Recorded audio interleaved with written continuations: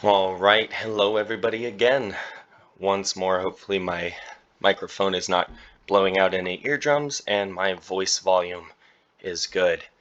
If it isn't, please let me know in the comments below. I'm really trying to make this an enjoyable experience, get information out, but in a semi-pleasant way as best I can. So, once again, I'm Devin with DEFCON Economics. This is episode number 3. And the title is Silver, a Currency Comptroller and a Ticking Time Bomb. So, what are we even talking about? Silver, a Currency Comptroller, and a Ticking Time Bomb? Well, what do those things have to do with each other? We're going to talk about it. So, again, this channel does not offer investment nor financial advice. What we're going to do is take a look at the facts, and that's all. And we're going to discuss what can be done about things, and that's it. So, first things first, hello, I hope you're doing well.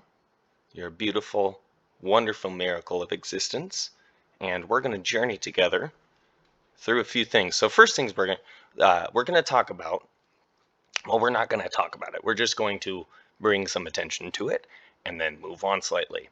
So, first things first, let's just look at what I have in front of you. Let's draw your attention to this here. This is I believe the Wikipedia entry, yes, for Saul Omarova. Saul Tarakovna Omarova is a Kazakh American attorney, academic, and public policy advisor who has been nominated to serve as comptroller of the currency by President Joe Biden. Omarova is currently the Beth and Mark Goldberg Professor of Law at Cornell Law School, where her work focuses on financial regulation and corporate governance. All right. So she was born in the West Kazakhstan region, the former Soviet Union, now Kazakhstan. So she was born during the time of the Soviet Union. Her education was in Moscow State University, bachelor's, it looks like University of Wisconsin, master's, and Northwestern University. So she sounds relatively well versed in the financial world. So I don't want to make any statements for or against this person. I don't really make statements for or against much. But what I did want to do was draw your attention to her. And I think it's important to understand why she is important. She's an important person because she's being nominated for this position, for the office of the Comptroller of the Currency. And this is from the Office of the Comptroller of the Currency.gov. Well, that and gov. So, who is currently the Comptroller? Michael J. Sue. I'm going to guess Sue. And he became acting comptroller of the currency on May 10th, 2021. So let's look at what they do. Oh goodness, my cat is on my desk again. As acting comptroller of the currency, Mr. Sue is the administrator of the federal banking system and chief executive officer of the Office of the Comptroller of the Currency. The OCC ensures that the federal banking system operates in a safe and sound manner, provides fair access to financial services, treats customers fairly, and complies with applicable laws and regulations. It supervises nearly 1,200 national banks, federal savings associations, and federal branches and agencies of foreign banks that serve consumers, businesses, and communities across the United States and conducts approximately 70% of banking activity in the country. These banks range from community banks serving local neighborhood needs to the nation's largest, most internationally active banks. And so you can read on from here. I'll leave this up for a moment while hopefully I can remove my cat from my desk safely. There we go. I love you.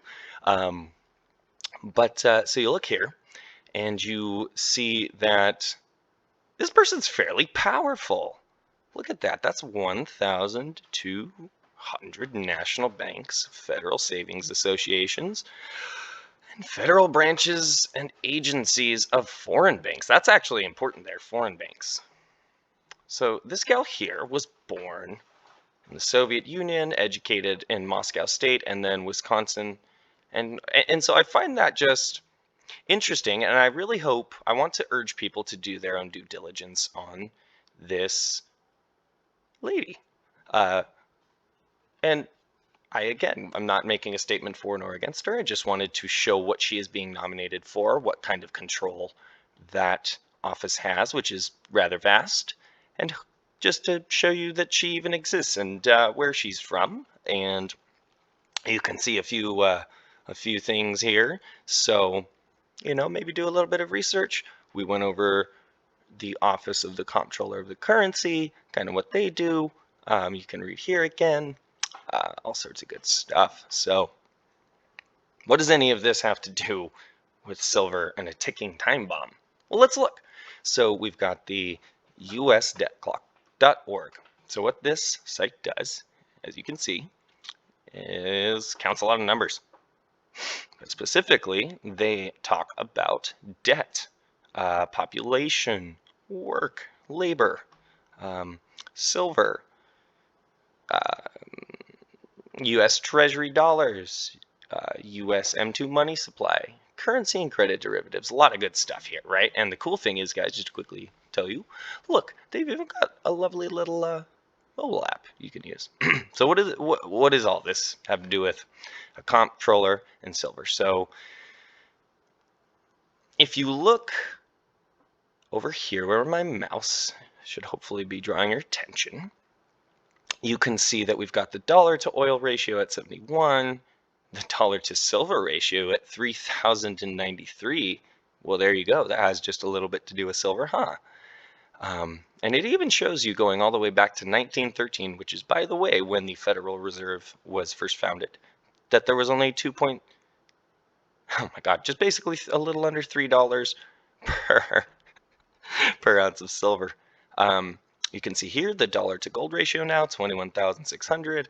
Dollar to gold ratio during in 1913, $28, basically 29. You can see the paper to silver ratio. Those are paper contracts to everyone. Silver ounce, gold, dollar to crypto. There's just a lot of good information on here, guys. There's just so much information, I can't break it down for you. But what I can do is draw your attention and break some interesting things down. So let's do it quickly now.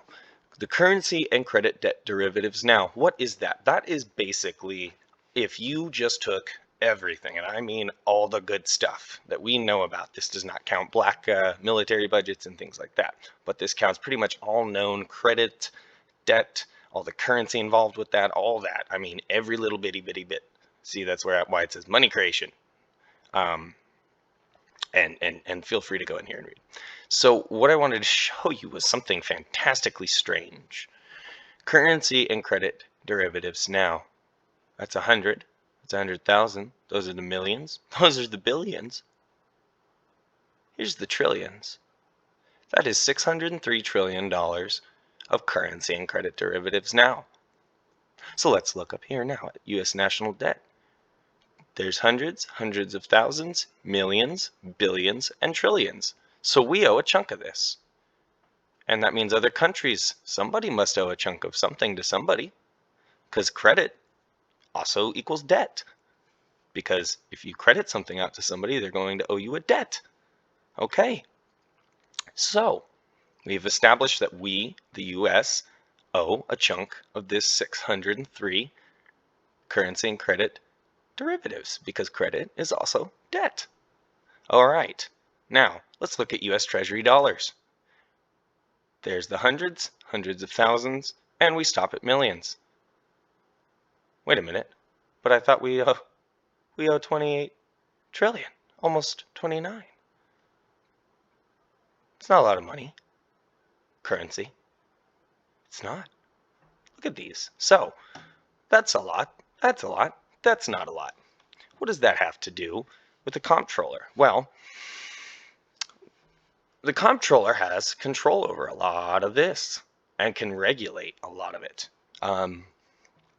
And so I want to tie briefly in the fact that if you look at this, something is going to happen. Somebody owes somebody something. And we owe a lot of debt, and we don't have a lot of money to pay it with. How's that going to get paid? Well, maybe this gal can figure it out. But let's talk about silver now. So let's go over here and look. It says the dollar to silver ratio now is $3,093. I've got this up here that says it's only $23. Let's go back. 3,093. Back again. 2323. One more time. 393. One last time. 23. 23, guys. I think something's a little off there too. So we looked over here and we saw that's a lot of money. That's a lot of money. That's not a lot of currency. That's not money. It's not money, but we're using money for the sake of it. So that's not a lot, but that's a lot, and that's a lot, isn't it? And I also want to draw your attention to where it says paper to silver ratio. 186 to 1.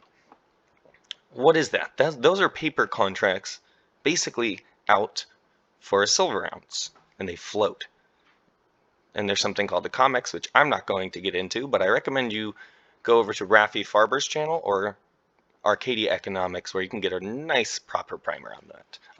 Many of the precious metals community know very much about the COMEX, but I don't want to get into that because it's a very deep subject. So I just want to talk about this. Silver, you can buy today for $23, but this debt clock is looking at that and spreading that out between ounces available. Now, you could argue it's probably closer to 750, which some have argued, per ounce. But this is showing you the spread between the ounces and the currency and or dollars. Actually, this is just showing you dollar. This isn't even talking about full currency. Full currency appreciation would probably be, I don't even want to think about it. I don't even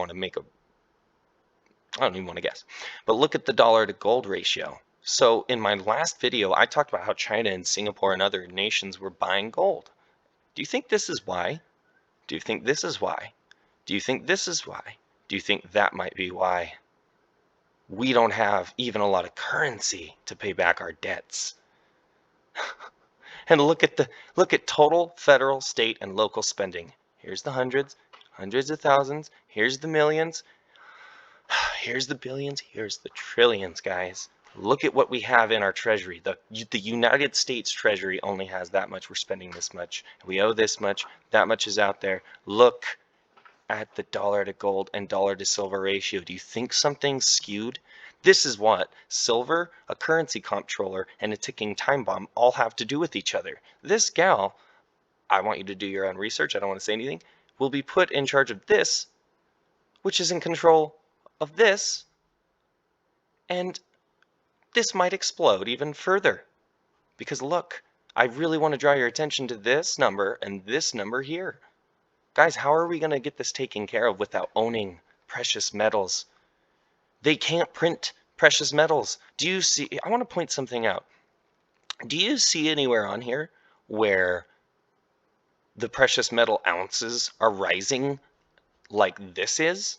Like that? Like this? Like this? You do not. And there is a very good reason for that. Silver and gold are hard assets. You cannot print them. They maintain value over long periods of time. China and other countries trade gold as a money, as a commodity, really. And there's not a lot of silver out there.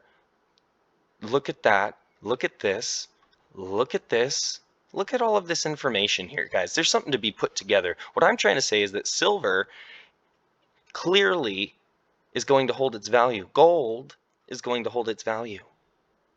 But it's on, look at this. This is what you can buy it for right now. This gal here, somebody who is educated somewhere that is maybe not super friendly to the United States, is going to be put in control possibly of our currency. And even if she's not, I want to point something out. That is just an omen. If that's who Biden nominated, Who is next? And what if we got somebody a little bit worse than Biden, a Hillary Clinton? Not to be rude, I'm saying, what if we got somebody who, you know, maybe isn't so shy about these kind of people? That's all I'm saying, being in control of this. So silver is a hard asset, has been money for 5,000 years, and that is why, ladies and gentlemen, you see this here. This is why you buy gold and silver. This is a ticking time bomb. This is an even bigger ticking time bomb attached to this one. And this is fueling it. And yet you don't see this dropping, do you? You don't see this suddenly dropping. It's staying the same, guys. Something's going on here. Silver to the dollar is 3,000. What if it was silver versus all the fiat currencies out there? And I want to point out here at the end that this video is really for Wall Street silver people who want to try to convince, I've got show notes here, you'll hear it, Wrestling's Hard, who want to convince their friends and family to go get silver and gold. That's what this is about. So you can get silver and gold pretty much easier today than any other time. You can do it conveniently, discreetly, any other number of ways. There, you just see, you look at this. You have no excuse. I'm sorry. I'm going to get real with you. I'm going to do, Doug Casey has a wonderful book called Speculator, where he's got, the main character has an uncle who's just really real with him. Let me be your Uncle Maurice. That's his name. Uncle Maurice says, get gold and silver. Get gold and silver, please. Again, this is not financial or investment advice. These are hard assets that cannot be printed. The dollar is a piece of paper that can be printed so long as there are trees on this earth. Even after that, they'd find a way. They have till now. And look at this. Here's my base case. $2.66 per ounce in 1913. Now it is $3,093. $28.91 per gold ounce in 1913. 21,600 per ounce now. We owe an awful lot of debt to somebody. There's an awful lot of debt out there. We don't have anything close to what we need to pay it back. And look down here. You can see all this information, U.S. debt held by foreign countries. You can see it. What's the solution? What's the one thing that's not skyrocketing in absolute price, right? Because they're not skyrocketing yet. But what is this telling us? And if someone who's not exactly friendly to our country is put in control of 1,200 national banks, what might happen here? We owe an awful lot of debt to somebody, to some foreign countries here. These are the only private ways of keeping your wealth safe, people. And also they hedge against this. They do. That's why you see this differential here. I mean, I couldn't even make it more plain. In my last video, I talked about China and Singapore, India and Serbia, and there's many more countries. I just think of those four because recently those four just bought a ton, literally tons. And this is why people, countries are buying gold. You need to get to silver. Get to silver. This isn't financial advice. This is showing you facts. Again, not investment advice, showing you facts. Look at this, paper to silver. That's how many contracts are out against 1 ounce. That's how many contracts are out against 1 ounce. That's how much crypto there is to a dollar. That's how many there used to be in 2013. So I just wanted to show everybody that, make as short of a video as I could. Just bringing this gal to your awareness. Whether or not she makes it in doesn't matter. It's just it shows you something. This is the position she would be put in control of, that controls 1,200 national banks. This shows you how to protect yourself. This is a roadmap, actually. Thank God to whoever did this. This is a roadmap, people. Use it to your advantage. Okay? It's important. This is a ticking time bomb, and silver specifically will protect you because you can get it for so cheap, but it is just got, I mean, if it even achieved 1/10 of that value, it would be better than almost anything else because you can get it now for so cheap. Not the same with gold, and there's a reason for that. Countries are buying it, and the reason is Gold and silver have a 5,000-year history as money. That's just plain and simple, guys. There's no arguing that. Though I do challenge you to go back actually and see if you can find in some research a single country that had an unbacked paper fiat currency that succeeded. And people say the US dollar did. Well, take a look at your wallet and your expenditures. How successful does that look? Take a look at what I just showed you. How successful does that versus that look?